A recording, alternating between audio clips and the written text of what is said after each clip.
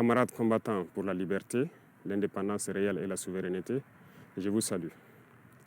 C'est avec immense plaisir et un sentiment de reconnaissance envers vous, mes compatriotes, que je prends la parole aujourd'hui, la veille de la fête nationale de notre chère patrie.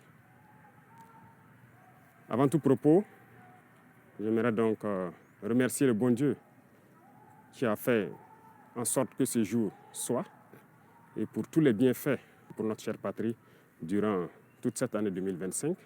Et je continue de prier Dieu qu'il étende sa main sur notre patrie.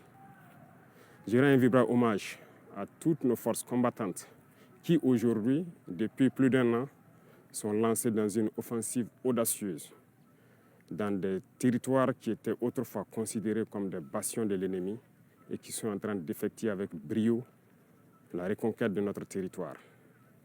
Plusieurs zones ont été reconquises en un mois où nos forces combattantes ont mis pied et s'y sont installées. Toutes les résistances ennemies qui sont opposées à nos forces ont été écrasées. Et nous n'avons connu aucune perte en vie humaine au cours de ces offensives, rien que quelques blessés légers. D'ailleurs, ces blessés à qui je souhaite un prompt rétablissement et à tous les blessés de cette barbarie qui nous a été imposée. La souveraineté n'est pas qu'un mot, c'est un ensemble.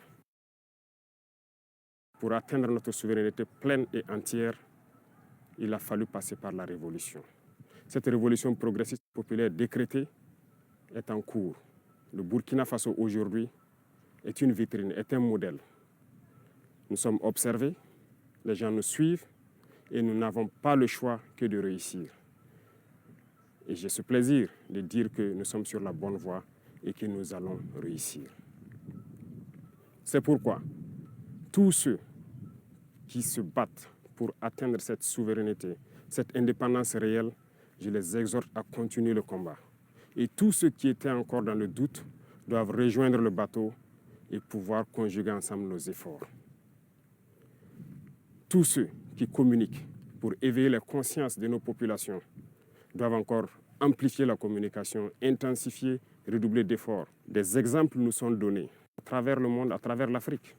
Ces organisations africaines qui brillent par leur médiocrité, qui ont des comportements aux antipodes de l'honnêteté, qui ont des comportements aux antipodes de l'africanité, sont des exemples palpables qui doivent nourrir les débats pour pouvoir éveiller la conscience des jeunes. À tous ces opérateurs économiques qui avaient l'habitude, depuis des décennies, d'exporter nos matières premières et de réimporter des matières finies, je les exhorte à changer de logiciel, à comprendre qu'il faut industrialiser notre patrie. C'est là la souveraineté.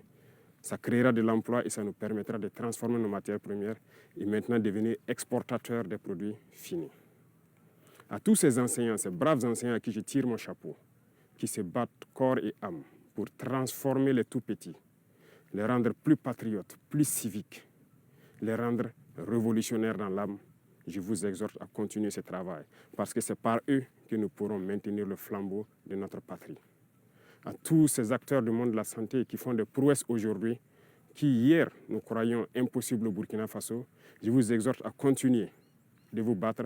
Nous serons de votre côté, nous allons vous appuyer autant que possible en matériel, en logistique, pour que vous continuiez à exprimer votre talent, à faire en sorte que ce qui se fait ailleurs puisse se faire ici.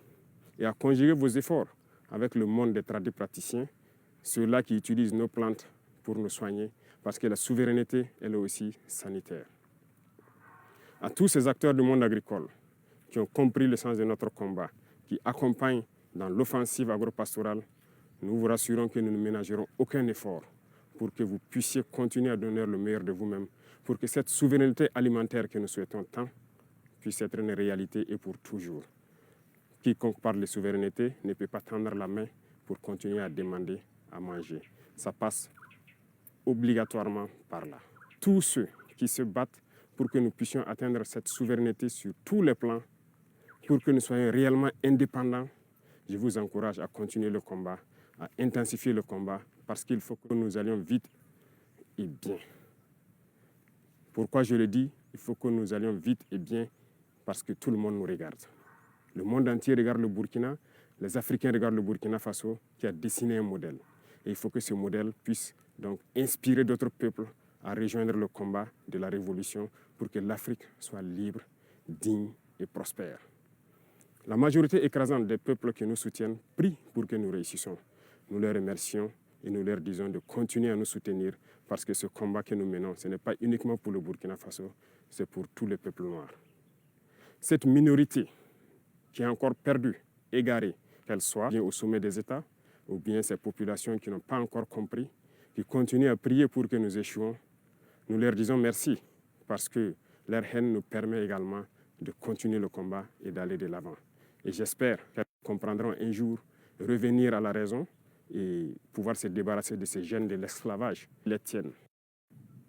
Le combat contre l'impérialisme, le néocolonialisme et toutes ces manifestations se mènent tous les jours que Dieu fera. Nous ne baisserons pas les bras, nous continuerons sur notre lancée et je pense que toute la jeunesse est aussi invitée à s'exprimer. Nous continuerons à les encourager pour que nous puissions atteindre nos objectifs parce que la souveraineté, l'indépendance, la liberté que nous voulons pour vivre en paix au Burkina Faso, c'est tout cela. Voilà pourquoi je dis que ce n'est pas qu'un simple mot, c'est un ensemble. Aujourd'hui, nous sommes fiers de dire que nous avons fait des progrès, tant sur le domaine industriel, industrie civile que militaire. Nous avons fait des progrès sur le domaine de la santé, nous avons fait des progrès sur le domaine des infrastructures, nous avons fait des progrès sur le domaine de la défense, de la reconquête. Ces criminels qui avaient occupé ces zones de notre patrie, croire que c'était leur sanctuaire, ont été délogés dans plusieurs zones, sont en train de fuir le Burkina Faso. Vous verrez certainement des images de leur fuite, mais nous leur disons qu'à présent, ils n'ont que deux choix. Fuir le Burkina Faso ou mourir, parce que les forces combattantes sont engagées dans cette offensive et ça va continuer. Nous allons poursuivre jusqu'aux limites de nos frontières et sécuriser le Burkina Faso pour que le Burkina Faso vive en paix, se développe, soit prospère, soit un modèle qui inspire les autres nations. Je vous souhaite une très bonne fête d'indépendance dans la sobriété, bien sûr, que ce soit une occasion de réflexion, de pouvoir discuter, d'échanger, de communier pour réfléchir à l'avenir de notre chère patrie et pour que le Burkina Faso soit un modèle. Je répète, le Burkina Faso doit être un modèle pour inspirer d'autres peuples. Vive le Burkina Faso, vive le pays des hommes intègres. Très bonne fête nationale à tout le monde. Je vous remercie. La patrie ou la mort, nous vaincrons.